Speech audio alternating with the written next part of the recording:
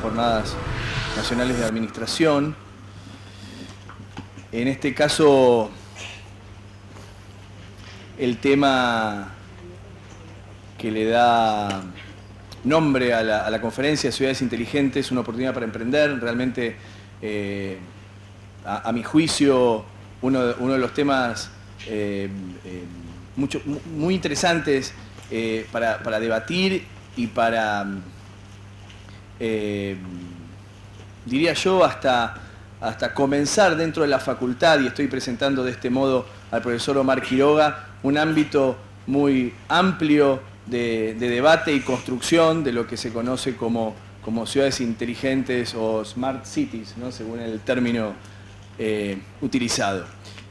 Omar Quiroga, profesor de la casa, de distintas materias, a mi juicio, uno de los catedráticos más importantes que tiene nuestra facultad, nuestra Universidad de Buenos Aires, que ha invitado a disertar a Lucas Lanza. Lucas es presidente de la Fundación Sociedad de la Información para las Américas, fundador y director de la Agencia de Innovación y Tecnología de la Municipalidad de Tigre, director de ePolitics Consulting y comunicador social y becario del Departamento de Estado del Gobierno de los Estados Unidos. Es una conferencia muy interesante que espero que todos puedan aprovechar. Muchas gracias y les doy la palabra a los conferencistas. Gracias.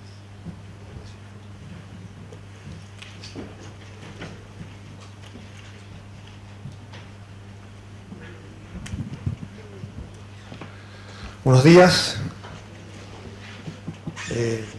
Bueno, en primer término, quiero comenzar con algunos agradecimientos. Agradecer a Fernando Moroni, quien hizo la presentación. Él es el subdirector del Departamento de Administración. El Departamento de Administración es el que organiza estas jornadas anualmente. Estamos en las 8ª, lo cual muestra que venimos teniendo un éxito en la facultad con ellas año a año. Han ido creciendo. Y Fernando Moroni es uno de los hacedores de que estas jornadas sean un éxito y sean una realidad y que todos podamos disfrutar de ellas, así que públicamente quiero hacer un agradecimiento. Él tiene un pequeño problema, Fernando Moroni es un excelente profesor, pero pobre, es hincha de Huracán y es directivo de Huracán, así que bueno, todos tenemos algún sufrimiento. Hoy, como decía Fernando, vamos a hablar de ciudades inteligentes, no sin antes agradecer la presencia de todos ustedes acá, que han venido a las 9 de la mañana a compartir este momento con nosotros, y también agradecer al personal no docente de la facultad que nos facilita la logística y que todo esto salga bien y funcione bárbaro y haya sonido y haya imagen y que todos estemos cómodos en este salón.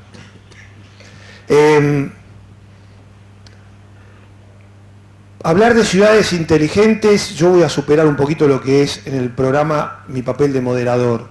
Con el aval de Lucas voy a hacer una pequeña introducción al tema y Lucas nos va a hablar ya con mayor profundidad de esta cuestión. Hablar de ciudades inteligentes es hablar de un tema que es relativamente nuevo, de los últimos 20 años, y tiene que ver con comprender que estamos ante el cambio de una era. Está terminando una época determinada por ciertas referencias y está iniciándose una nueva. Todo ha tenido en la historia de la humanidad un fin y un comienzo. Han caído imperios y no por eso la humanidad desapareció. Empezaron cosas nuevas. Cuando cayó el Imperio Romano aparecieron nuevas civilizaciones. Cuando cayó más atrás el imperio de Alejandro Magno aparecieron nuevas civilizaciones. Siempre hay una continuidad,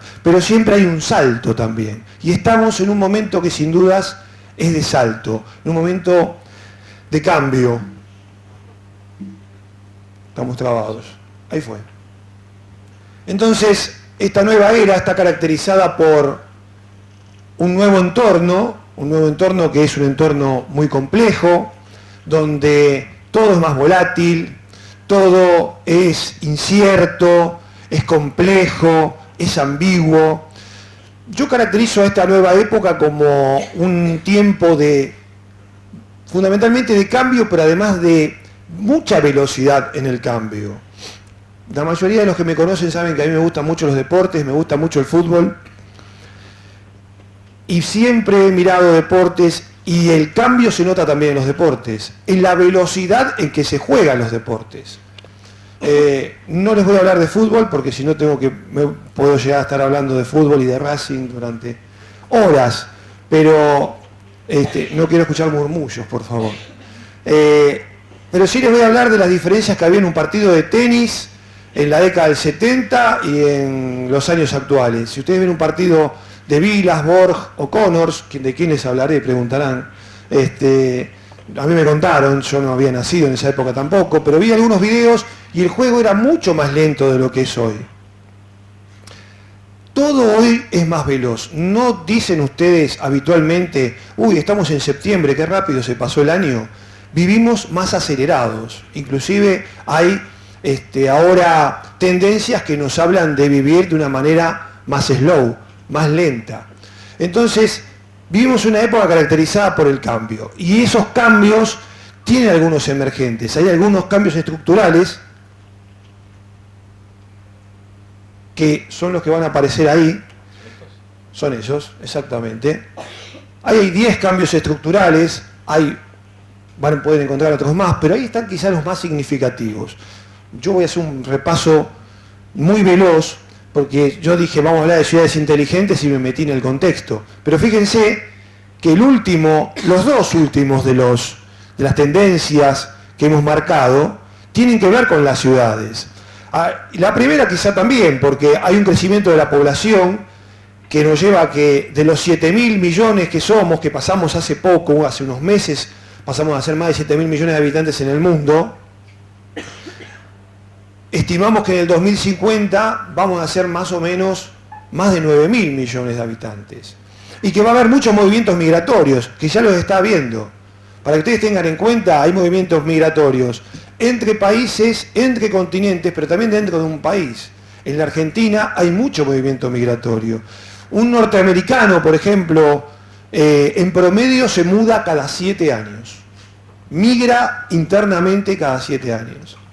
Pero hay otros cambios que están sucediendo que son importantes. Los seres humanos tendemos a detectar primero las amenazas que las oportunidades, pero ahí hay amenazas que pueden ser aprovechadas como oportunidades. Por ejemplo, tener crisis de energía, crisis alimenticia, falta de agua, el cambio climático, todas son oportunidades también. La Argentina tiene grandes oportunidades en ese ámbito. Pero entrando definitivamente en el tema de las ciudades, estamos presentes ante un fenómeno que es que la gente cada vez vive más en ciudades. Si nosotros, pasamos a la siguiente, si nosotros consideramos cómo ha ido evolucionando la población urbana, ustedes tienen ahí claramente cómo ha sido la evolución. Fíjense, en el año 1800 solamente el 3% de la gente vivía en ciudades. Solamente el 3%. El 97% vivía en el campo. Las organizaciones tal cual las conocemos hoy no existían. La gente era cuentapropista, trabajaba en el campo, vivía en muchos casos de lo que producía. Cuando pasó un siglo, para el 1900, ya estábamos en el 10%. Se había multiplicado más de 3 veces la población urbana. Ya había empezado a impactar la segunda revolución industrial. Eso siguió creciendo y en 1950 ya el 30% de la población del mundo vivía en ciudades. Actualmente, más del 50% de nosotros vive en ciudades. Y está estimado que para el 2030 el 60%, y hay estimaciones que no son de las Naciones Unidas, que van más allá, hablan de que el 70% de la gente va a vivir en ciudades. Por lo tanto, estamos ante una problemática y una oportunidad.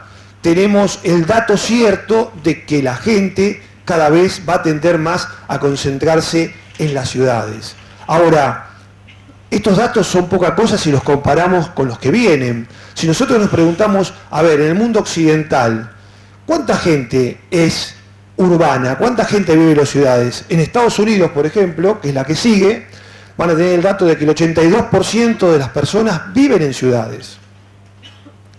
En Alemania, el 74% vive en ciudades. Tenemos una fotito por país. Esta es Berlín, así vamos conociendo. En Francia, el 85% de la población es urbana. Y ustedes me dirán, bueno, estamos hablando del mundo súper desarrollado. ¿Qué pasa en Latinoamérica? ¿Latinoamérica también tiene una población tan urbana? Sí, el 78% de la población vive en ciudades. Y la Argentina, que forma parte de Latinoamérica, la Argentina es un país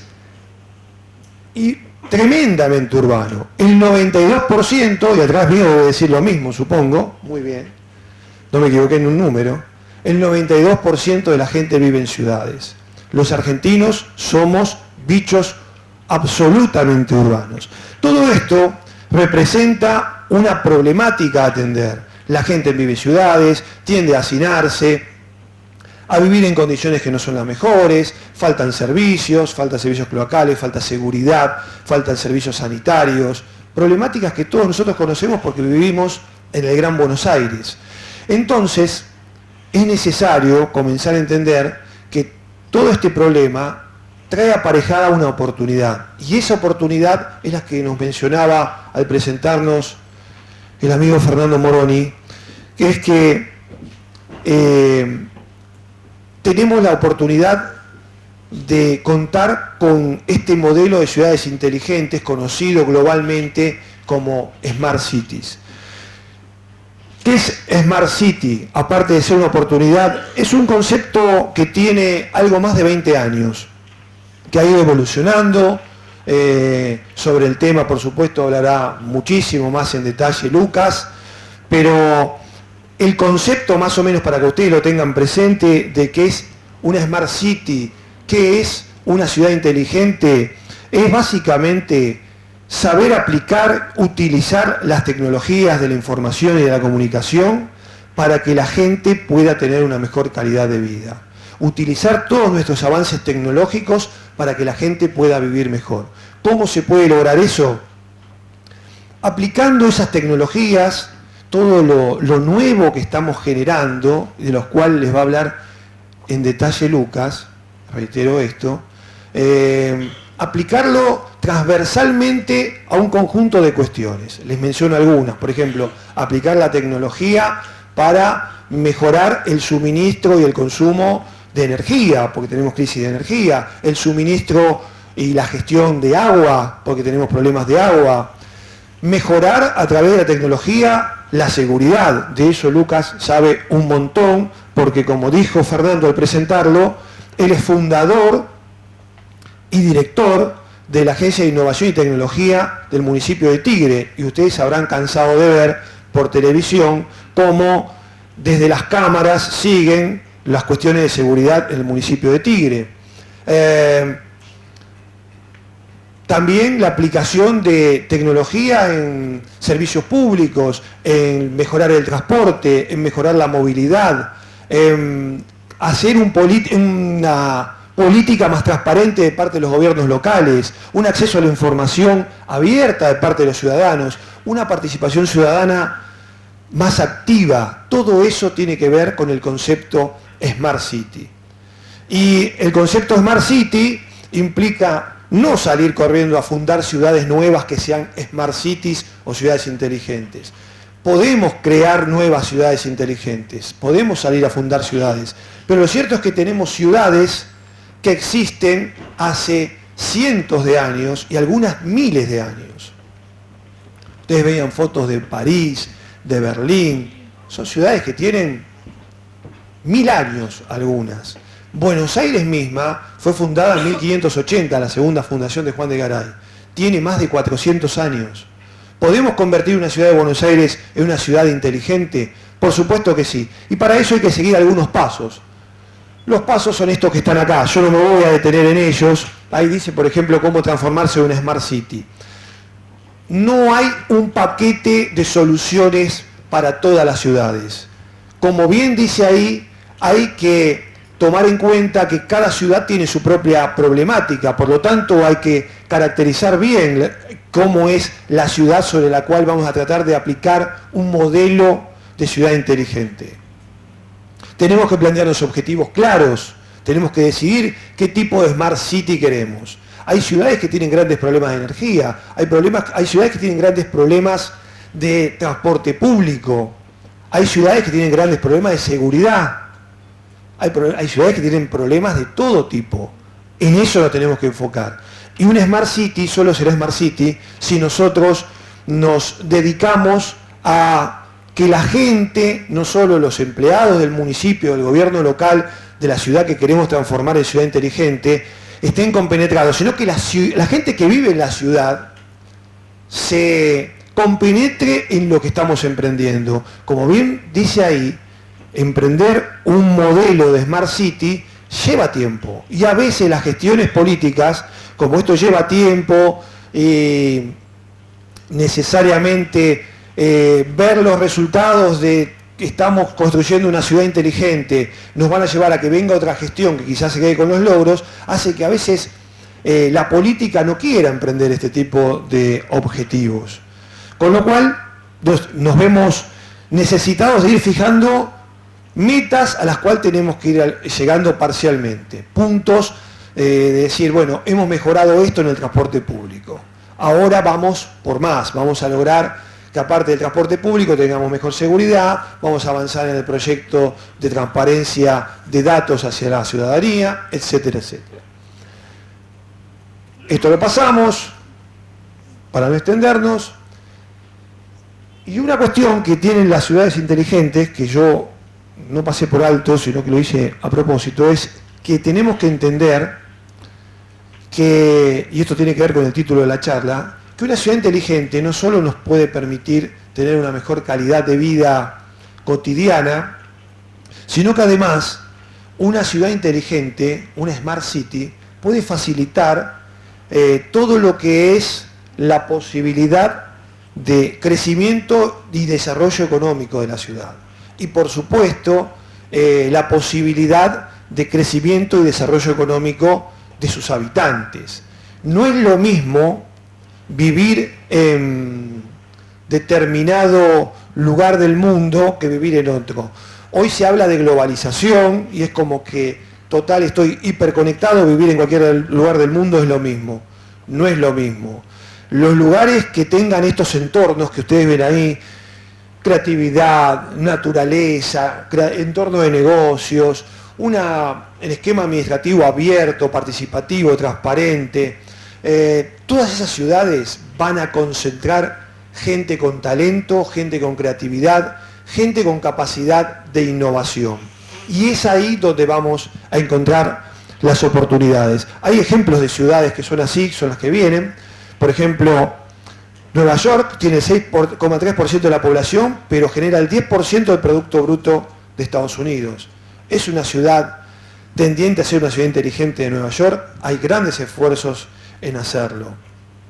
Hay proyectos de mejora de su movilidad, de su transporte público.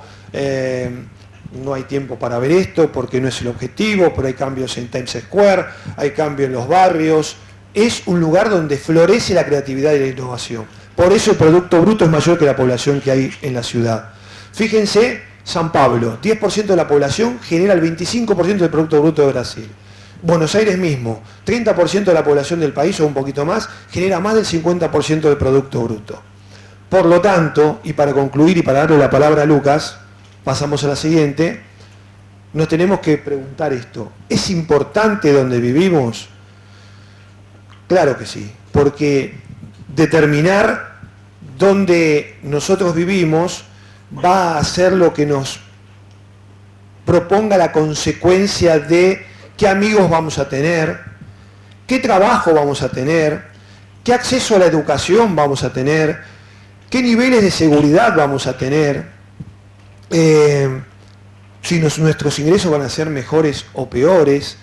Y eso nos marca justamente que las ciudades inteligentes son una oportunidad para todos nosotros para desarrollar nuestros talentos, nuestros conocimientos. En definitiva, son una gran oportunidad para emprender. Antes de darle la palabra a Lucas, yo le quiero hacer una pregunta. Olvídense de la casa en la que viven, dos preguntas en realidad. Olvídense de la casa en la que viven, olvídense de si están en un contrafrente, si tienen una casa con un parque de 100 metros o un parque de 1500 metros, olvídense de eso. Por un momento piensen en la localización. Piensen en el lugar donde viven, en la zona donde están. Y les hago la pregunta, levanten la mano, y no a nadie que levante la mano no lo voy a decir, a ver, vení acá, nada por el estilo. Levante la mano el que está conforme con el lugar donde vive. ¿Quién está feliz de vivir donde vive? Levanten la mano los que estén contentos de donde viven, por favor. ¿Ninguno? ¿Tan poquitos? Alto levanten la mano. Bien, son menos del 50%. Levanten la mano quienes piensan en mudarse en algún momento. Son muchos más. Por lo tanto, acá tenemos una mayoría de gente que siente que no está en lugares propicios para emprender o en lugares propicios para desarrollar su talento y su conocimiento. Hay muchos alumnos míos son de la zona sur. Yo, fíjense, y esto habla a favor de Lucas, yo vivía en Loma de Zamora, muchos lo saben, yo ahora vivo en Tigre. Lucas me convenció, hizo de Tigre una ciudad inteligente, lo estoy poniendo en aprieto. Pero Tigre tiene un muy buen marketing, sin duda. Entonces, ir a Tigre, seguro de movida, impacta. Vamos a ver si eso es cierto. Lucas nos va a hablar sobre ello, no nos va a hablar específicamente solo sobre Tigre, sino que nos va a hablar sobre todo su expertise. Él sabe muchísimo sobre el tema. Yo les agradezco una vez más la presencia y los quiero dejar entonces con Lucas Lanza, para quien pido un fuerte aplauso.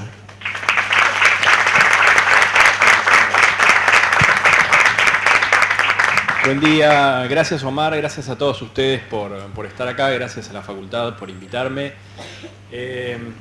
Bueno, siguiendo un poco con las palabras de Omar, quiero decir algunas cosas. Por ejemplo, que sí, el concepto de Smart City tiene 20 años, pero de una manera muy sofisticada. Obviamente, ese concepto estaba en ámbitos tal vez muchísimo más académicos.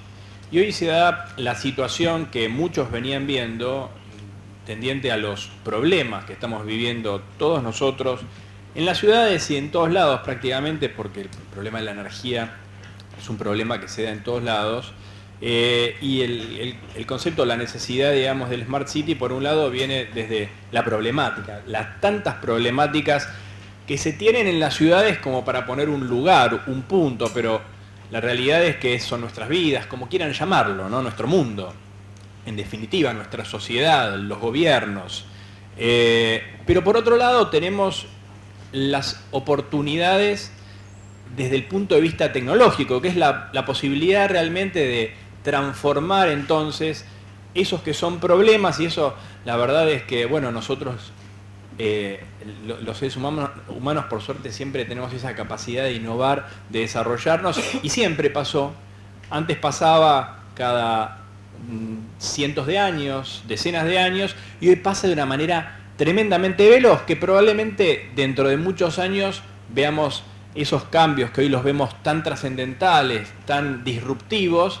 Bueno, nada, la escala del tiempo se vea de otra manera y tal vez no sea así, o tal vez sí, y estemos viviendo momentos realmente convulsionados en tan solo, tal vez 5, 10, 15 años, mientras que antes se daban en tanto tiempo. Entonces, por un lado, tenemos las problemáticas en contextos que estaban preparados para otras cosas, y sucesos o acontecimientos o situaciones que nos obligan definitivamente a pensar mejoras y soluciones. Y como decía entonces, la tecnología, que al mismo tiempo también crece y avanza de una manera exponencial, es la que permite que un concepto como Smart City, ciudad inteligente, realmente pueda ser concretado. Entonces, problemas por un lado, una oportunidad o una necesidad para que exista este desarrollo, y por otro lado tenemos las herramientas tecnológicas que todos nosotros creamos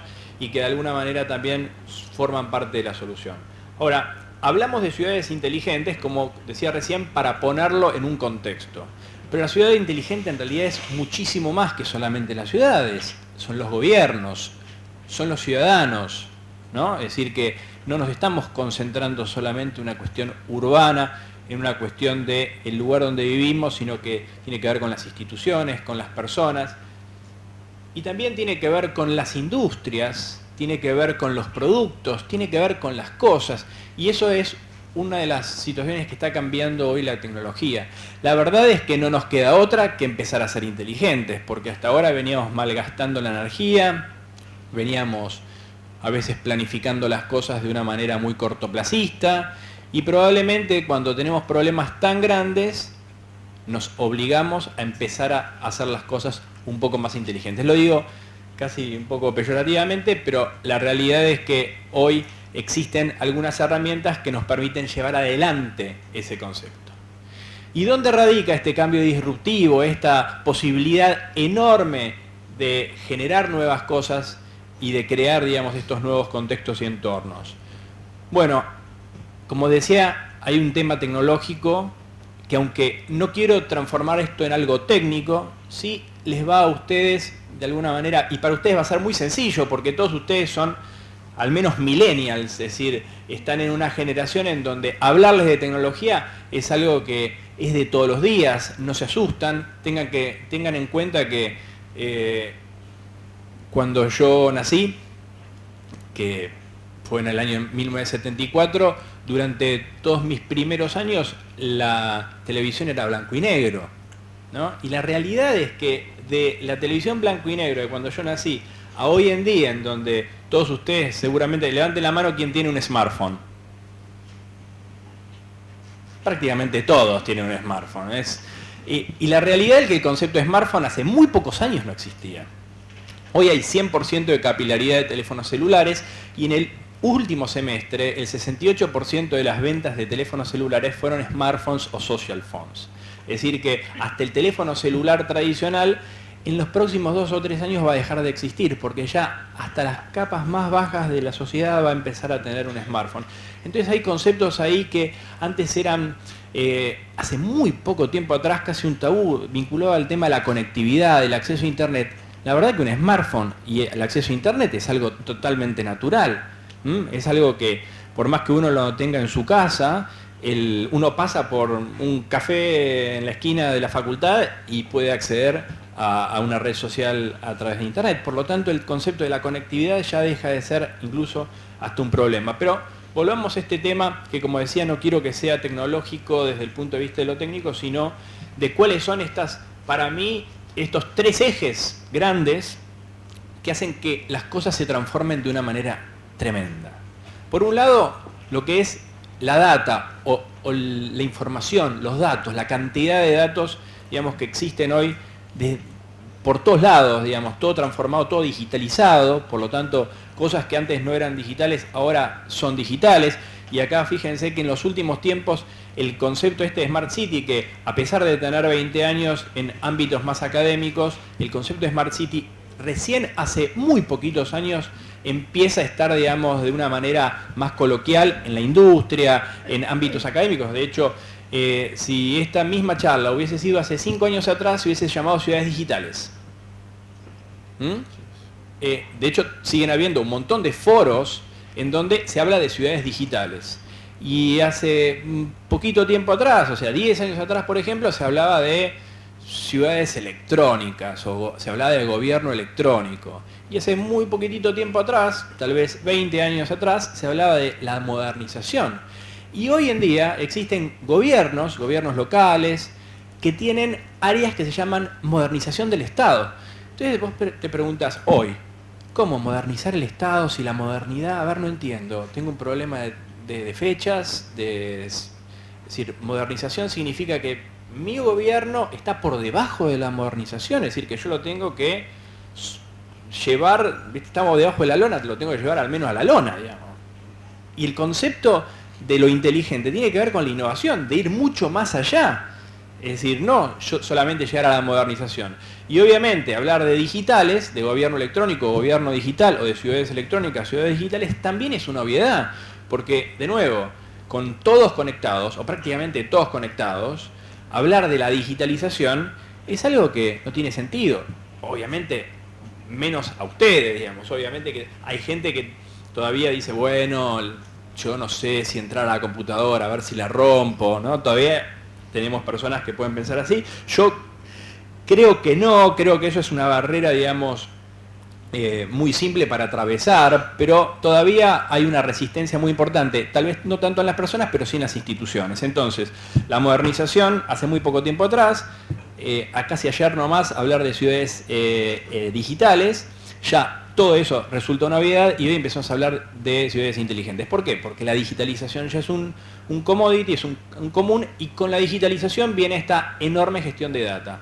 Por otro lado, el concepto de link, ahora los voy a desarrollar más en detalle, pero que tiene que ver con la posibilidad de conectarse rápidamente con las cosas.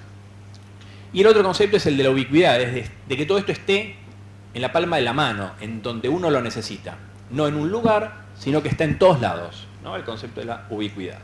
Si hablamos de data, hablamos de Big Data, es decir, la posibilidad de administrar enorme cantidad de información. Es decir, ¿cómo hacíamos antes? Bueno, y yo me asocio, digamos, o la charla la voy a referenciar mucho a lo que son los gobiernos, porque hoy vemos que hay muchas administraciones públicas, no solamente en Argentina, en toda Latinoamérica y probablemente en algunos otros continentes también, la administración todavía se llega a veces hasta en papel.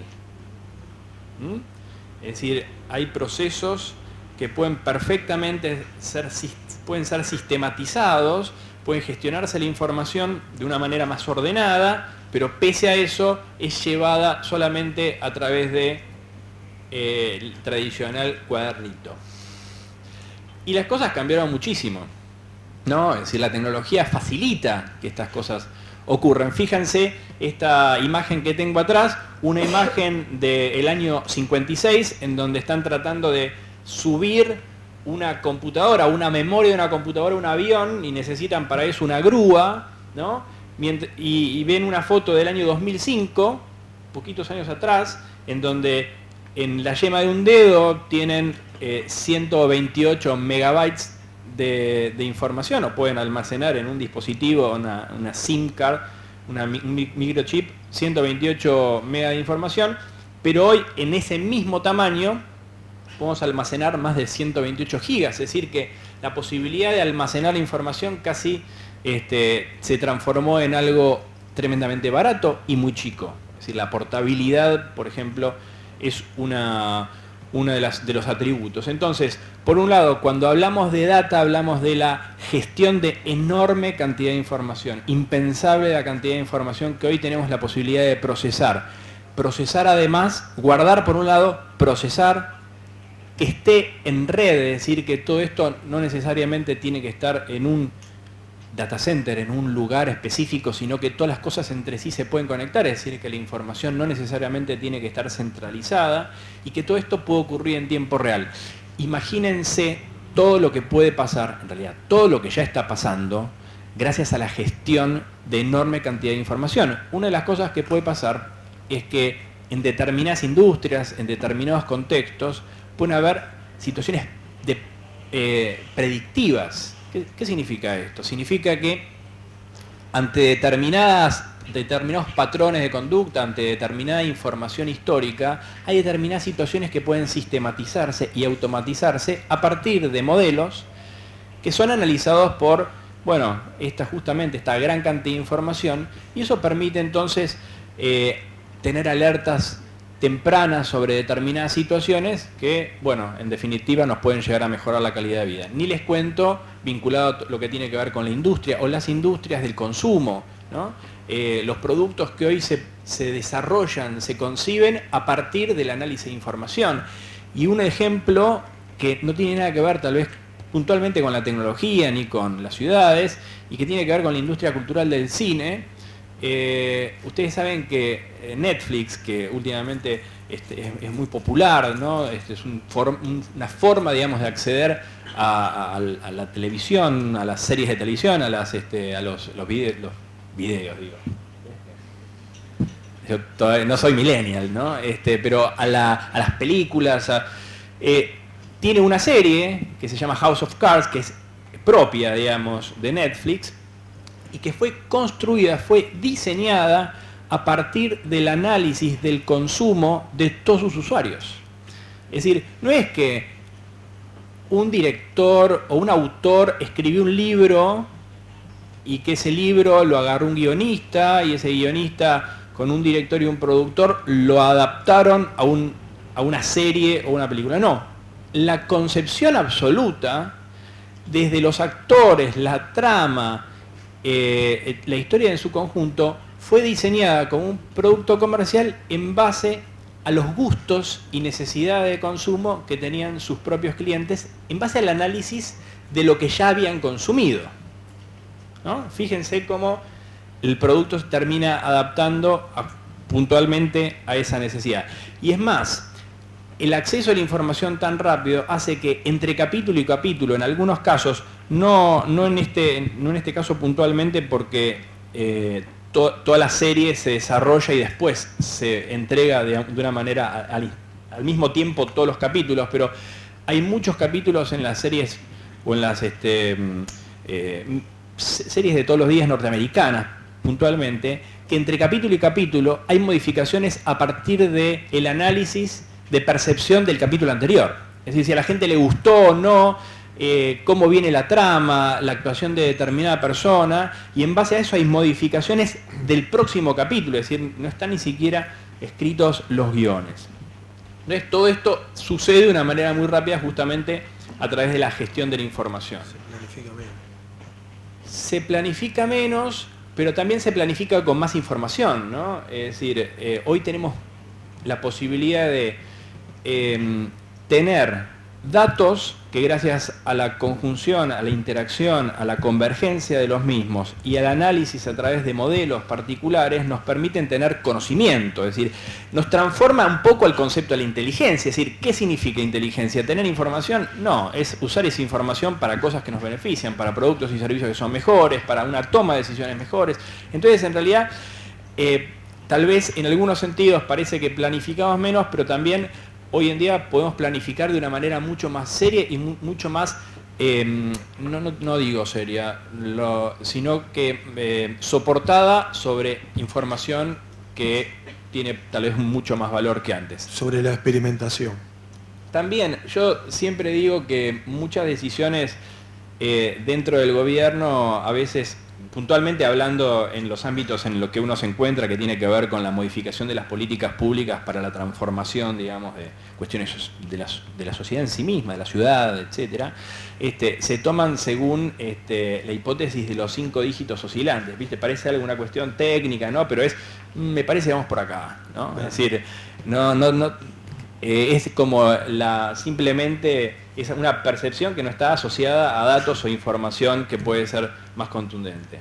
Exacto. Otro de los puntos tiene que ver con lo que se llama la Internet de las cosas, ¿no? Y puse ahí ese GIF animado de creo que será un japonés que está en una exposición y que tira un papelito, por si no lo ven, hace un bollo en un papelito, lo tira y el tacho de basura se corre para agarrar el papelito, ¿no? Esto parece un chiste, pero no es un chiste, digamos, es un desarrollo tecnológico y parece ridículo, pero hoy en día una de las características de lo que nos está sucediendo, digamos, desde el punto de vista tecnológico, es que todas las cosas se pueden transformar también en un dato, ¿no? Y empieza a haber como una convergencia entre estas tres esferas que yo puse al principio. Entonces repaso por un lado el tema de la información o la data, por otro lado el tema del link, y cuando hablo de link es la conectividad con las cosas, ¿no? El transformar en dato cosas que antes no podían ser un dato. Un árbol puede ser un dato. La subida de un río puede ser un dato. Y ese dato, que antes era, me parece que está subiendo el río, ahora se puede transformar en información tecnológicamente ordenada, se puede transformar en una información digital, digamos, y con eso podemos empezar a transformar las cosas vinculadas también a través de Internet, vinculadas a nuestro teléfono celular. Y las características puntuales entonces es que estas cosas empiezan a estar conectadas, entonces empiezan a funcionar en red. El concepto de la sensorización, es decir, que todas las cosas que andan por ahí, la iluminación, las veredas, etcétera, pueden estar con algún tipo de sensor. Y el concepto de la proximidad, que también es una tecnología en donde entre sí, digamos, tiene que ver también con el punto 1, pero hay una tecnología que seguramente en los próximos años se va a empezar a desarrollar muchísimo, que es el concepto de la NFC, que es Near Field Communication, que es la posibilidad de que nosotros con nuestro teléfono lo acerquemos a un lugar y, por ejemplo, hagamos un pago, ¿no? O que pasemos por un lugar y que la publicidad que nosotros estamos viendo en ese video se nos cambie a partir de nuestra presencia, ¿no? Entonces, esas cosas, en realidad, parece de película. De hecho, en muchas películas estas cosas suceden. Uno ve, no sé, Minority Report, por ejemplo, que es una de las películas en donde pasa esto, en donde le leen el iris y a partir de ahí cambia el aviso que está en ese monitor y hasta lo llama por su nombre. Bueno, esto que parece ciencia ficción, en realidad está basado en avances tecnológicos reales, pero esto empieza a ser posible porque esa sensorización cada día es más barata. Entonces podemos sensorizar todo. Y esa conectividad, como decíamos recién, es más obvia, es más evidente. Y ese almacenamiento de información cada vez es más chiquito y más barato, entonces esa situación se empieza a dar de una manera real. La otra es el concepto de la movilidad. Y bueno, casi todos ustedes levantaron la mano y dijeron que tenían un smartphone. ¿Y el smartphone qué es? ¿Un teléfono celular para hablar por teléfono? No, casi que es lo que menos hago, hablar por teléfono, ¿no? En realidad hago un montón de cosas más.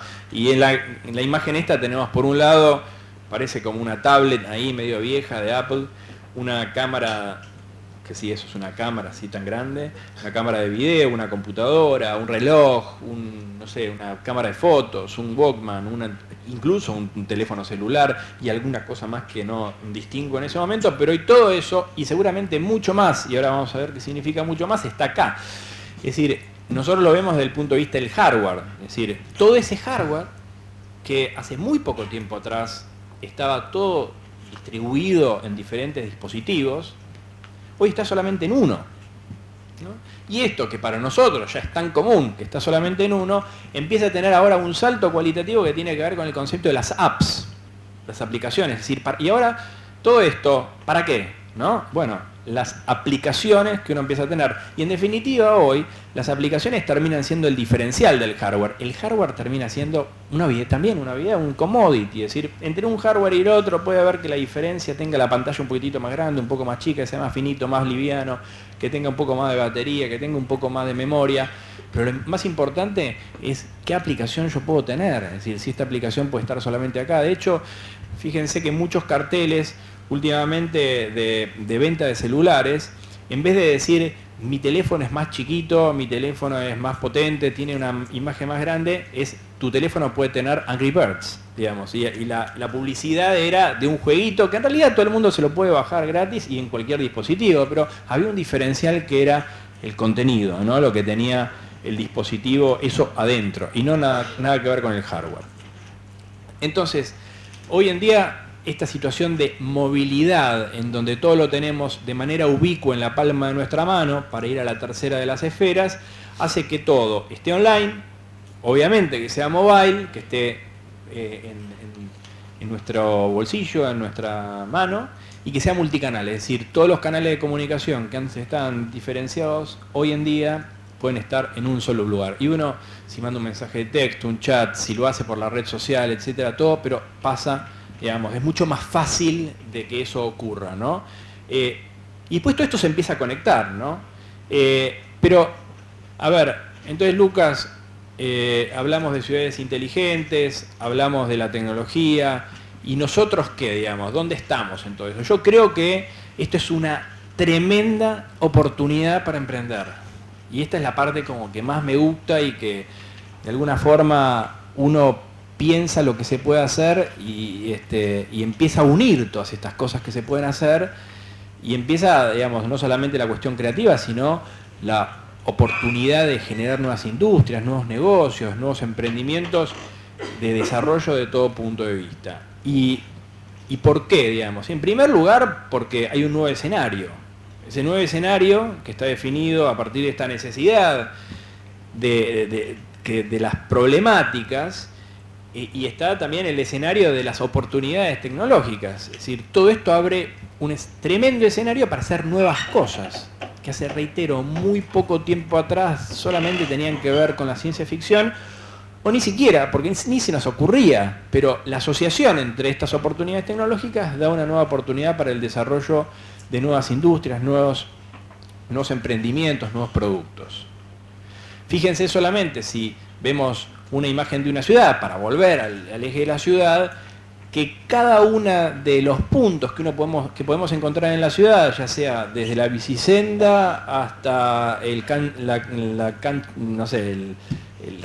riego, digamos, de los árboles, o los peatones caminando por la calle, bueno, todas estas cosas, al poder estar sensorizadas y al poder estar vinculadas a sistemas y el concepto de la digitalización, aparecen obviamente nuevos productos y servicios que en realidad muchos de estos son los mismos que antes, porque la movilidad, por ejemplo, a través de la industria automotriz, es algo que tiene decenas de años, ¿no?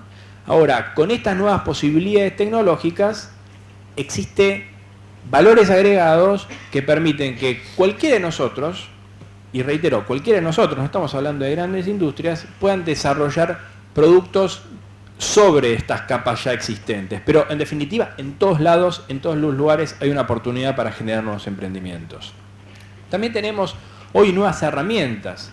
Mientras que si antes nosotros teníamos una idea, decíamos, qué bueno sería desarrollar tal o cual cosa, y después uno tenía que realmente ir al campo para desarrollarlo, y el primer problema que tenía era el capital, ¿no? La posibilidad de realmente tener el financiamiento para poder desarrollar esa tal o cual cosa que uno quería.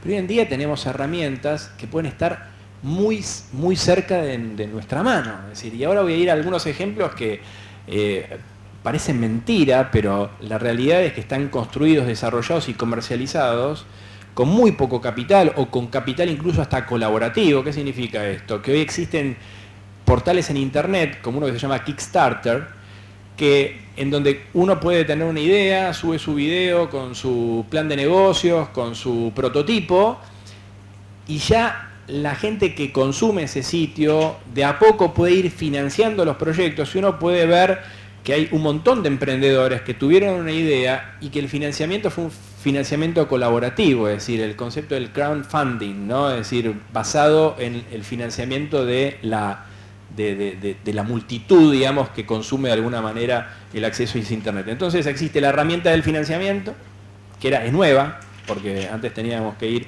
al banco, teníamos que ir a un amigo, teníamos que ir a una persona, un socio. Ahora tenemos socios que nunca les vamos a ver la cara, pero que de alguna manera creen en nuestro emprendimiento. Entonces es una herramienta gracias a, por ejemplo, este tipo de concepto gracias a Internet, ¿no? Que existe gracias a Internet. Por otro lado, tenemos otras herramientas que incluso son las de desarrollo físico, como las impresoras 3D. Y ahora voy a poner algunos casos de impresora 3D, o lo que se hace con una impresora 3D. Este caso muy conocido, que lo hizo un argentino, que pudo desarrollar a muy bajo costo, digamos, una prótesis, ¿no? Fíjense, lo pudo haber utilizado para cualquier cosa, pero lo desarrolló una prótesis.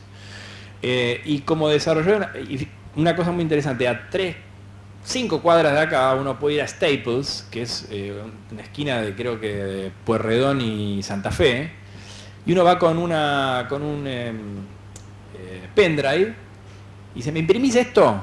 Y como antes te imprimían en la fotocopia láser en color, ahora ellos tienen una impresora 3D y te imprimen el prototipo en el material o que vos le lleves o que tengan ellos. Es decir, que esto es algo, está ahí. Si uno quiere, tiene plata para hacerlo, se puede comprar incluso esa impresora. Y estamos en pañales, recién empieza. Pero fíjense hasta qué punto que uno va con el pendrive y se imprime, ¿qué? ¿Qué te querés imprimir? Imprimime la mano, ¿no? Ahora, todo eso tiene una característica, ¿no? Que es esta característica está basada, como decía recién, no en el capital, no en las posibilidades industriales de fabricar cosas, sino está basada en la creatividad y la inteligencia. Es decir, que mientras que a veces nos sentíamos un poco restringidos para desarrollar cosas, yo hoy creo, o lo que quiero, digamos, dar como mensaje tal vez en esta charla, es que todas estas oportunidades las tienen todos. Y la oportunidad está asociada justamente a estos valores que son la creatividad y la inteligencia, es decir, cómo nosotros tenemos saberes y esos saberes los transformamos en esos productos y servicios gracias a la conexión de todas estas cosas. Y hay un montón de ejemplos, ¿no? Esta foto yo la saqué hace unas semanas atrás, que estuve en Londres y fui invitado por un arquitecto que se llama Foster. Yo la verdad es que lo había escuchado alguna vez, pero no tenía idea, digamos, bien concreta de qué era lo que hacía. Un arquitecto, obviamente, de los más importantes del mundo. Pero la característica, digamos, que me gustó, más allá de los grandes emprendimientos, y tiene emprendimientos increíbles, es que la base, digamos, de su innovación estaba asociada a trabajar de una manera más inteligente, ¿no? Es decir, entonces la arquitectura, que es una profesión que tiene muchísimos años, hoy está totalmente modificada a partir del análisis de la información. Dice, bueno, Lucas, nosotros vamos a seguir construyendo como siempre, la única diferencia es que lo vamos a hacer de una manera un poco más inteligente. ¿Y por qué? Y porque ahora pusimos sensores en todos lados, en todos nuestros edificios que ya existían, y si no haciendo simulaciones.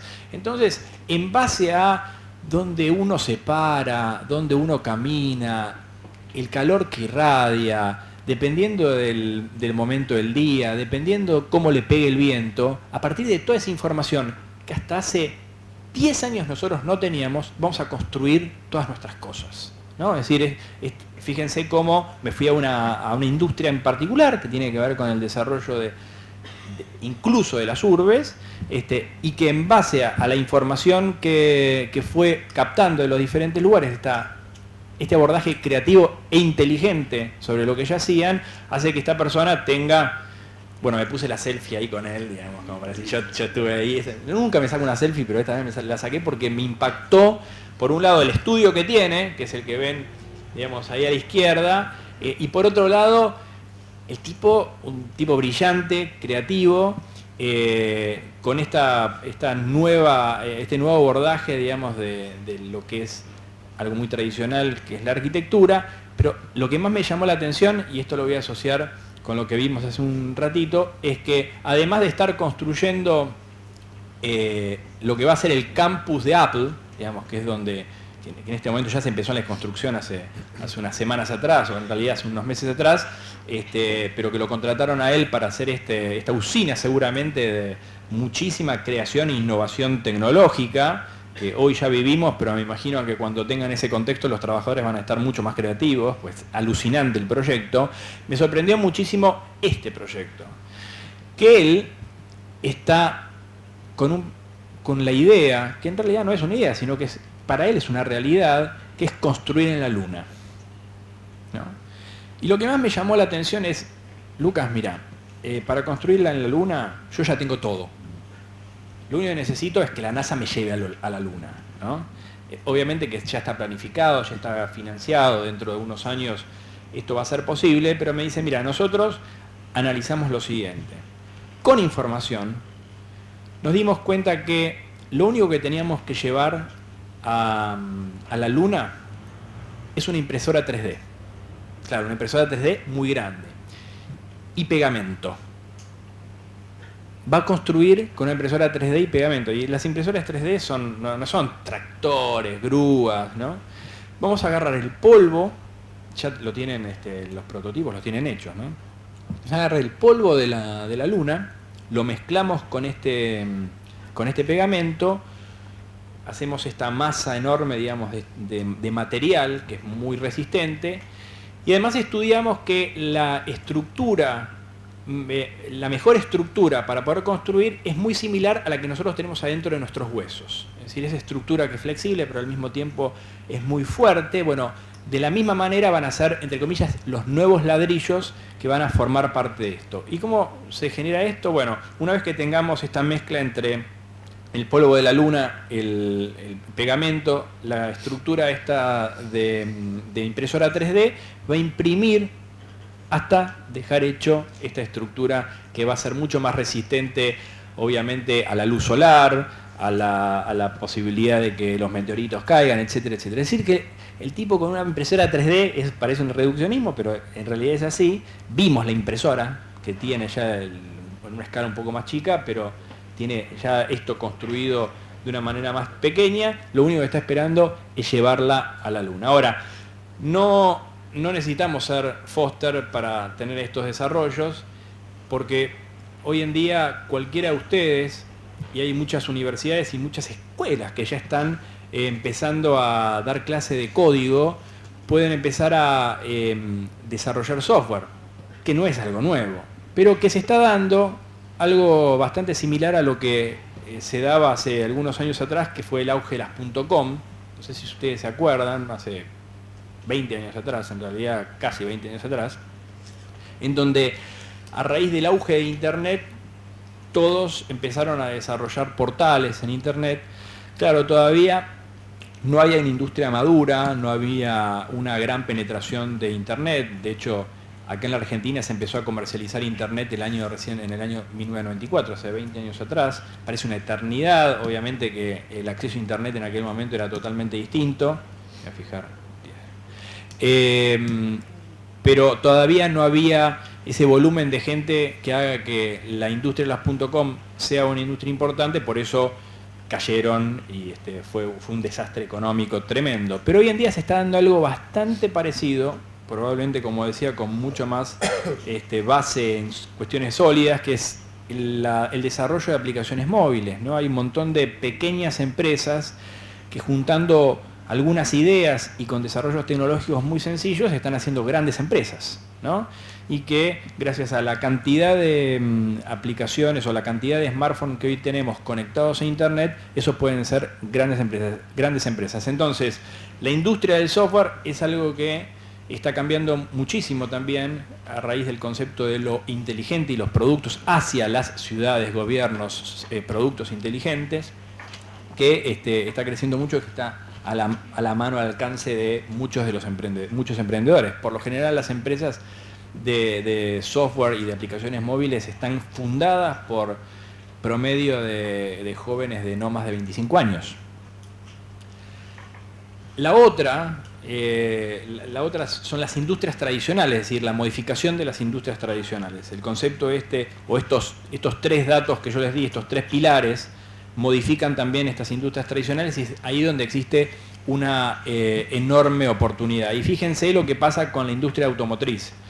Si ustedes dicen, bueno, ¿quiénes van a modificar o quiénes van a hacer ese salto cual y cuantitativo, lo que se llama ese leapfrog, digamos, ese salto de rana en la industria automotriz? ¿Quién lo va a dar? Ford, lo va a dar Yamaha, no sé, lo va a dar Volkswagen, no lo va a dar probablemente Google. Y lo está dando Google, de hecho. Y decís, ¿cómo, Lucas? Google. Sí, porque Google es el que tiene más avanzado el prototipo del auto inteligente, el que se conduce solo, ¿no? Y bueno, en realidad, desde el punto de vista de lo que es el cambio el corazón de la industria automotriz, probablemente algunas cosas vayan a cambiar, pero la base sigue siendo la misma, digamos, las ruedas, ¿no? La energía, que eso también espero que empiece a cambiar, es un poco más difícil, pero también está cambiando. Pero en definitiva es la gestión de información que hay alrededor de lo que pasa del auto, ¿no? Y mientras que nosotros hoy nos subimos al auto, agarramos la caja y le ponemos el cambio y gastamos combustible, etcétera, hoy en día existen un montón de herramientas que pueden hacer que nuestro auto sea tremendamente más inteligente hasta que se conduzca solo. Y eso es la gestión que está haciendo, o los productos que está generando Google, con el objetivo de que nosotros nos metamos en el auto y tengamos más tiempo para googlear, qué sé yo, ¿no? La realidad es que sobre una industria ya existente, una empresa que parecía que nada tenía que ver con esa industria, gracias a un abordaje disruptivo, inteligente, de gestión de información, puede cambiar entonces esa industria con nuevos productos. La otra, y que es una necesidad, es, casi les diría, que parece una industria nueva, ¿no? Que es la modificación sobre el uso de la energía. Y en realidad acá tenemos la génesis del concepto de Smart City. el concepto de Smart City viene después de un concepto que es el de Smart Grid, que lo empezó a utilizar la energía, la industria energética mucho antes, y que viendo este problema de gestión energética empezó a pensar cómo se puede gestionar mejor el consumo de la energía. Y es acá donde yo, por un lado, les cuento el concepto de Smart Grid, pero por otro lado les cuento esta oportunidad que está surgiendo en diferentes partes del mundo. No es que yo digo que va a ser una oportunidad, sino que ya evidentemente lo es una realidad para muchos, que es la autogeneración de energía. La autogeneración de energía, o gracias a la autogeneración de energía, más la administración inteligente de todos los recursos energéticos, hace por un lado que se disminuya muchísimo el consumo de energía, pero logra que existe este concepto de Smart Grid, que es una red en donde, en base a la oportunidad de consumo energético del recurso, ¿qué significa esto? Que hoy, por ejemplo, nosotros hoy acá estamos consumiendo seguramente una fuente de energía. La fuente de energía que nos da la empresa de energía, que a su vez tiene una o dos fuentes energéticas, que puede ser, no sé, la hidrotérmica, ¿no? Yo no conozco energía, digamos, seguramente la solar y la eólica no, pero probablemente muchas de estas fuentes energéticas empiecen a formar parte del consumo, incluso la autogeneración. ¿A dónde voy con esto? Que hay sistemas hoy en diferentes países, de manera de prototipo, en donde en base al costo que tiene la energía, por ejemplo, nuestro panel solar, elige utilizar la fuente energética de nuestro panel solar y dejar de utilizar la fuente de energía que nos viene directamente de la empresa energética. Este balance que se da en base al mejor precio que yo estoy teniendo de la tecnología es lo que hace el concepto este de Smart Grid y de administración más inteligente de las fuerzas de energía. Y la oportunidad acá, lo que está surgiendo hoy en diferentes partes del mundo, es que muchas empresas, pequeñas empresas, muy innovadoras, están creando productos para que uno tenga en su casa la autogeneración. Y esto, vinculado a las redes tradicionales de energía, con la intermediación inteligente de estos sistemas, aparece el concepto de Smart Grid. Es decir, que hay una nueva industria sobre las industrias tradicionales, ¿no? Este es un poco este grafiquito típico de Smart Grid, ¿no? Que tenemos diferentes fuentes de energía, pero nosotros también somos generadores de la energía.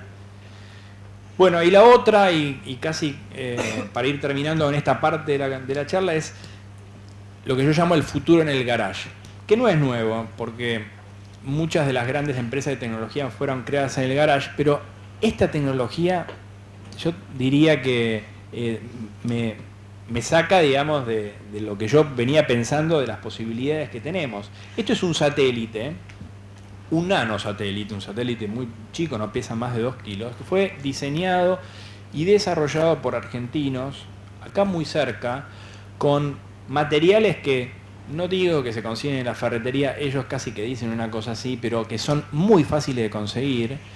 El diseño, el software está abierto, es decir, que está compartido y cualquiera de ustedes puede tomar esa información y, según ellos, estudiantes de la universidad en menos de un cuatrimestre lo pueden tener desarrollado.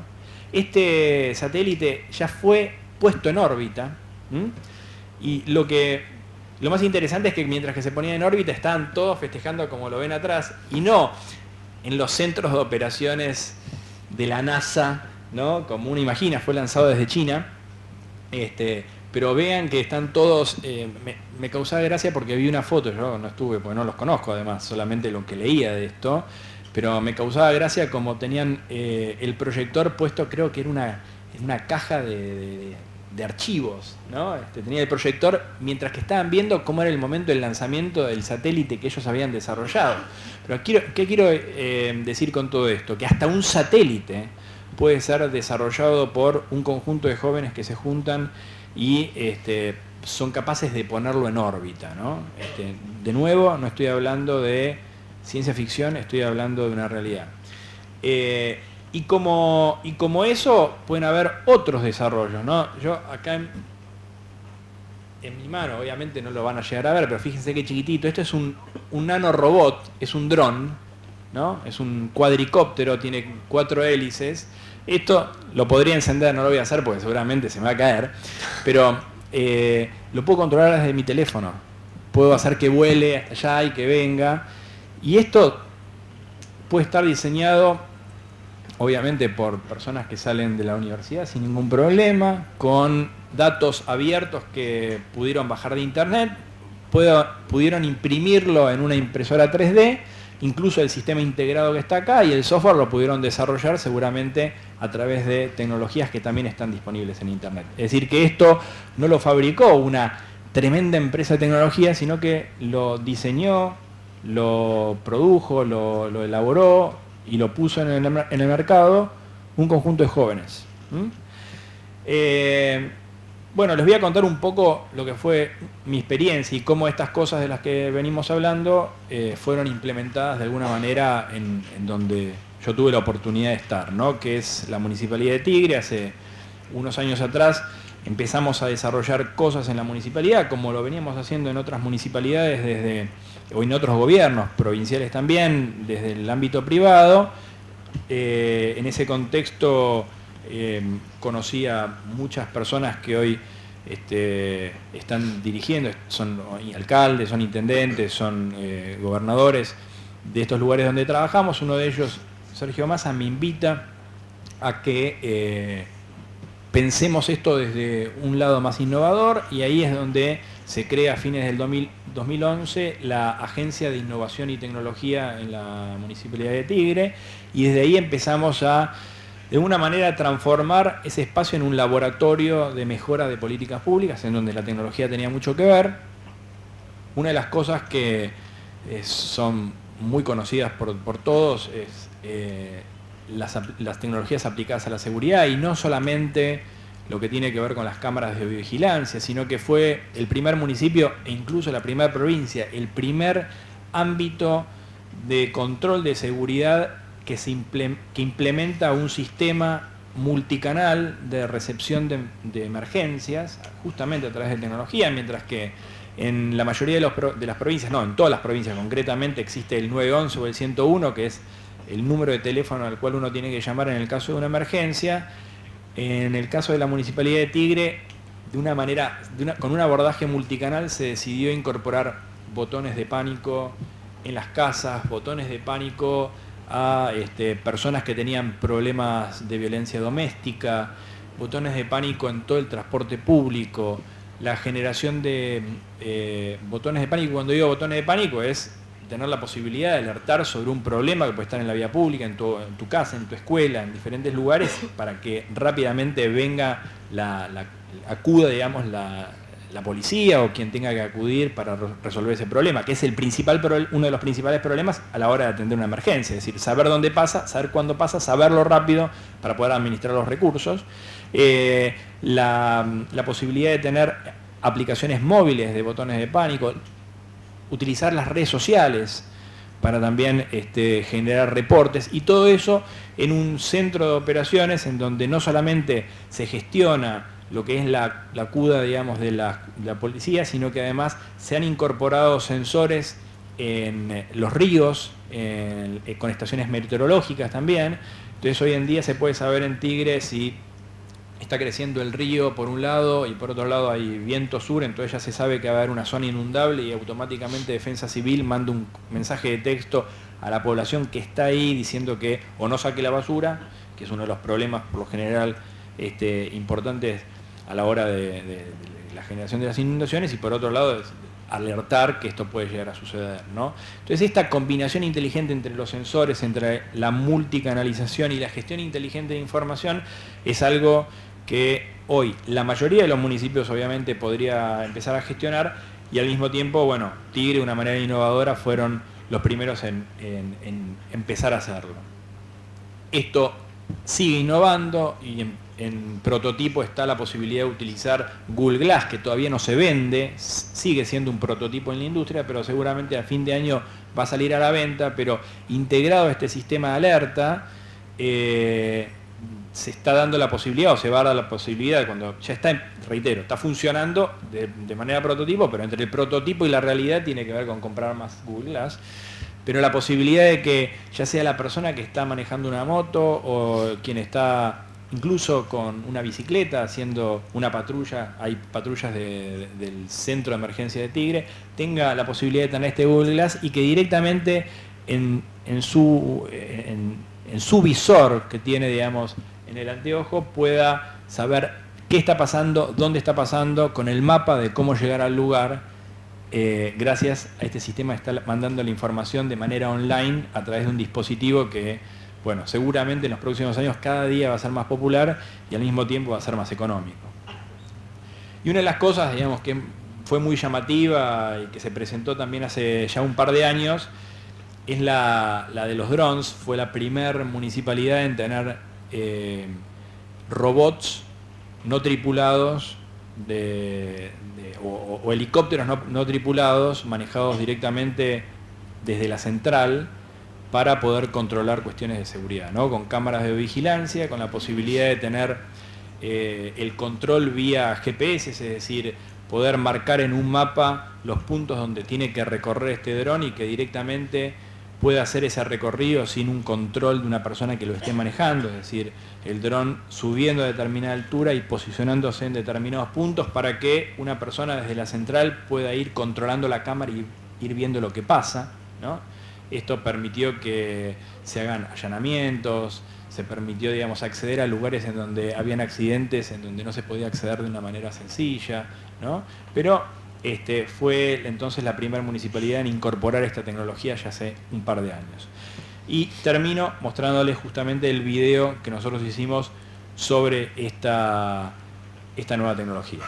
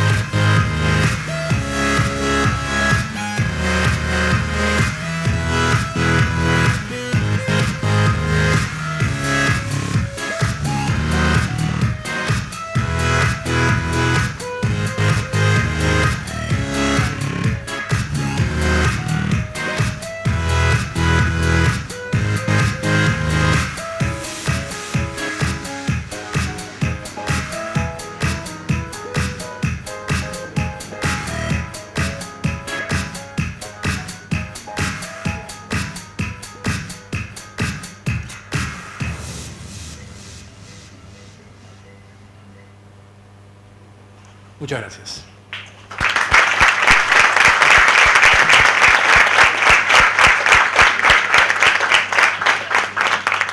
Gracias, Lucas. Tenemos un pequeño espacio para que hagan preguntas. Les pido que no tengan vergüenza y que las hagan. Si quieren, empiezo yo con una pregunta que quizás ustedes la deben tener en la cabeza, porque es cuando yo les miraba las caras y es donde se sintieron quizás más, donde prestaron más atención o se sintieron más sorprendidos. Cuando hablaste de la parte de Foster, una parte que sonó como a ciencia ficción, cuando hablaste del pegamento, la impresora 3D, la luna, yo me imaginaba que el cohete lo podemos pagar nosotros, no la NASA. Nosotros en Argentina estamos con capacidad de hacer ese tipo de cosas. Pero la pregunta en realidad, más allá de la broma por ese lado, es, a partir de tu experiencia en Tigre, que acabas de mostrar, con la Agencia de Innovación y Tecnología, a partir de la experiencia que la facultad está empezando a tener y que los chicos son son partícipes porque la facultad está embarcada en un proyecto tecnológico importante. Aunque parezca mentira, la facultad hasta hace muy pocos días no tenía acceso a Wi-Fi. Y la facultad ahora lo tiene y se está difundiendo y todos pueden usar sus smartphones de otra manera. En la nueva gestión que se inició en marzo, el nuevo decano, que es una persona joven, ha venido con todo el impulso de incorporar la tecnología a la facultad. Y aparte, a partir del proyecto que estamos encarando en forma conjunta y que la gente tampoco conoce mucho, la facultad está encarando como institución científica el proyecto de Chascomús Smart City, sí, como suena, así de loco, Chascomús va a ser Smart City. Lucas participa desde el ámbito privado también en el proyecto. Es un proyecto financiado por el Ministerio de Ciencia, Tecnología e Innovación Productiva de la Nación. Es un proyecto muy interesante porque está por un lado la Nación, por otro lado el gobierno local, que es el municipio de Chascomús, las empresas privadas, entre las cuales está el emprendimiento de Lucas, está la facultad como institución científica, hay una empresa vinculada a la nanotecnología. Todo esto, los proyectos locales, ¿crees que la Argentina tiene capacidad para desarrollar esto?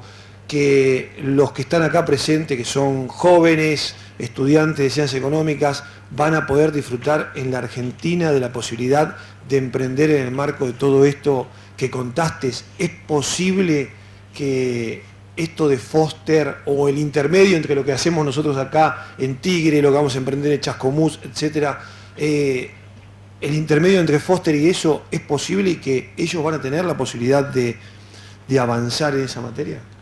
Totalmente, tanto es así que el ejemplo del satélite puesto en órbita por argentinos, hecho entre comillas en un garage, da cuenta de eso, ¿no? Pero lo más interesante es que justamente esta conjunción inteligente de los actores, más las tecnologías que ya existen, vinculadas entre sí de una manera tecnológica diferente, es lo que genera el cambio. Entonces, si nosotros somos inteligentes para construir esa ciudad inteligente, lo que nos tiene que pasar es que con los recursos que ya tenemos, organizados de otra manera, tenemos que lograrlo, ¿no? Entonces es perfectamente posible, porque acá no estamos hablando de que, de nuevo, es industria que solamente la puede desarrollar los países justamente más desarrollados, sino que nosotros, la tecnología ya no es el problema.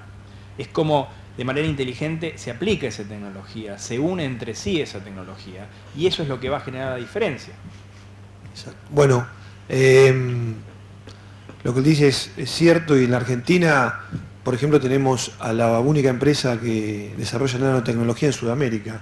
Está en Argentina, y en Argentina hay un montón de gente creativa, y ahora les pido a ustedes que sean creativos y que hagan alguna pregunta creativa a nuestro invitado.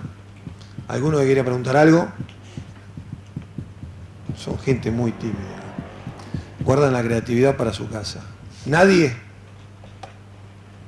¿Terminamos acá entonces? ¿Sí? Entonces les pido un fuerte aplauso para Lucas. Gracias. Gracias, Lucas.